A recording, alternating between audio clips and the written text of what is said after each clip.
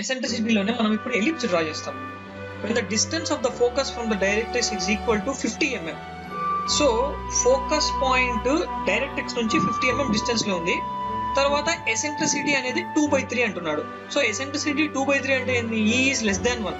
less than 1 అంటే మనకేమొస్తుంది? Ellipse వస్తుంది. కానీ క్వశ్చన్ లో ఇచ్చేసారు ఆల్రెడీ ఎలిప్స్ డ్రా చేయమని.